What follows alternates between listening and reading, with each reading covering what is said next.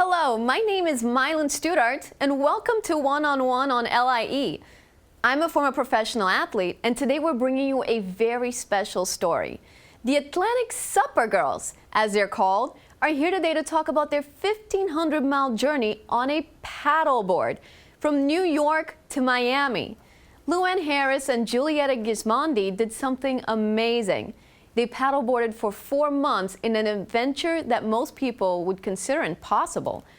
Physical preparation, mental stress, and weather are some of the challenges that the Supergirls are going to share with us today. So stay tuned, because here comes a one-on-one special with the Supergirls.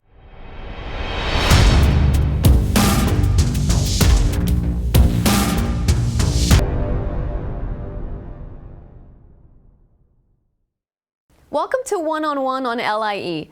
Today we're going to talk to the Supergirls about paddleboarding.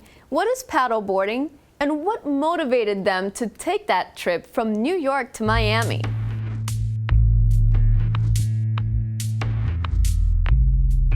SUP stands for stand-up paddleboard, and it's a water sport in which you're paddling on a board which is larger than a surfboard.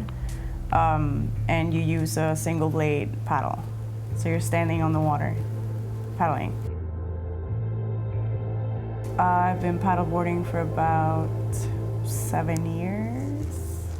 I don't think there was a single experience that triggered this particular expedition. I think it was more of a culmination of aspects of my life. I've always been involved in water sports. I started rowing, sculling when I was really young, and then took up kayaking. And then when paddleboarding got into the mix, I picked up paddleboarding. And I also bike a lot, and I like getting places by my own means. So I started thinking about doing a trip, a long distance trip, either biking or kayaking or paddleboarding. And then I decided to go on a paddleboarding trip. I was the first to paddleboard around Long Island. It's been done by kayaks, but nobody had paddleboarded around it. And I decided to do the circumnavigation of Long Island because I wanted to do a first solo trip, but I didn't dare going somewhere far.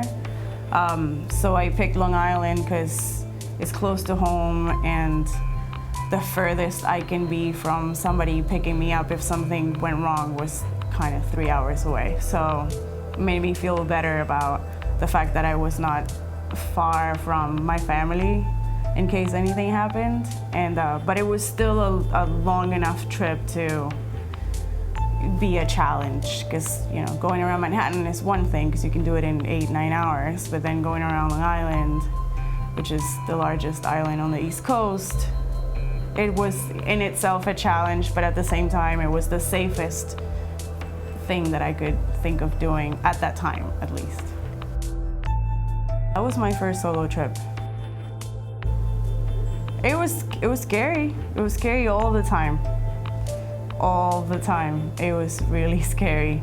But at some point, I guess it was on the third or the second day, I sort of realized that I was going to be scared and worried about where I would sleep that night, if the winds were gonna pick up or not, people on the beach kicking me out because you can't really camp on the beach around Long Island.